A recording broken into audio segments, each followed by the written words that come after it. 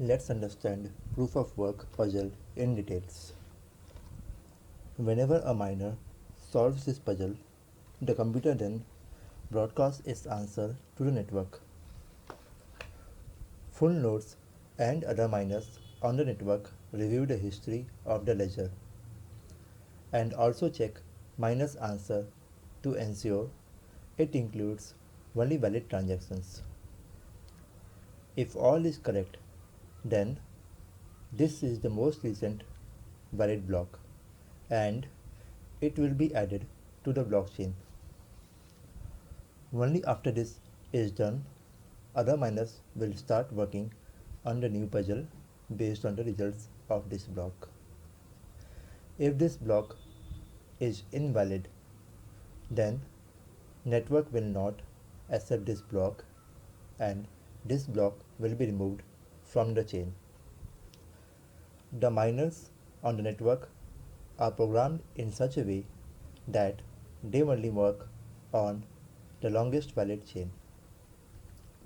In this way, computer power of all the network focuses on a single valid chain at a time and avoids any invalid chain manipulation.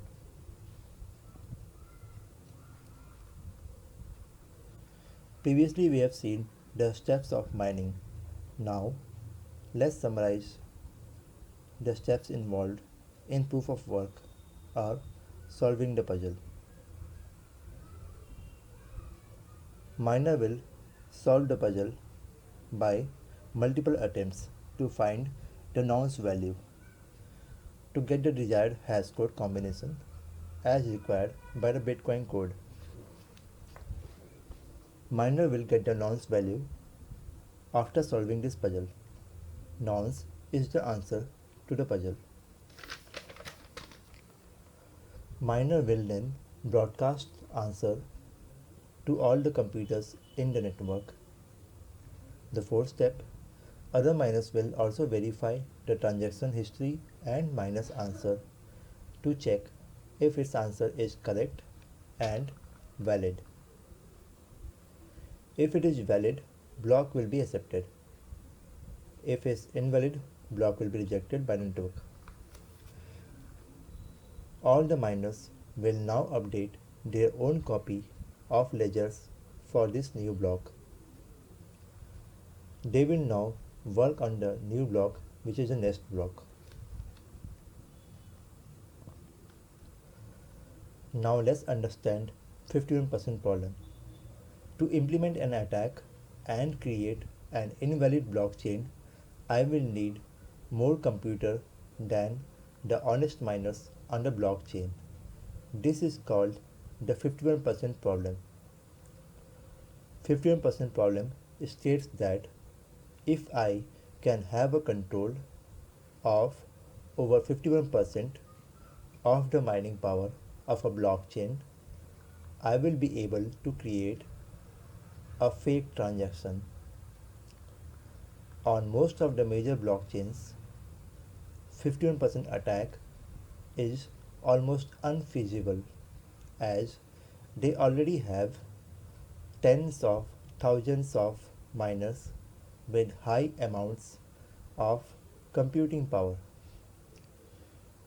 To gain 51% of computing power on the Bitcoin or Ethereum mining network, you will need to invest millions of dollars in hardware to achieve this. The newer blockchain currencies may have less computing power, but their value is also less. A 51% attack on such a small currency would not be profitable or even worth. Also, the value of a currency will go even further down on the exchanges if it is attacked. Hence, Bitcoin based on blockchain technology is secure and robust. Now let's understand the electricity consumed with the mining.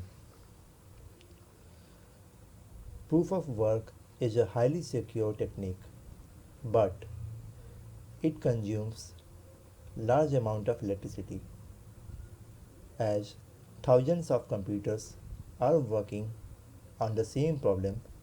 Mining consumes a lot of electricity by proof of work method. As per estimates, proof of work mining would use as much as the electricity of entire country Denmark by 2020.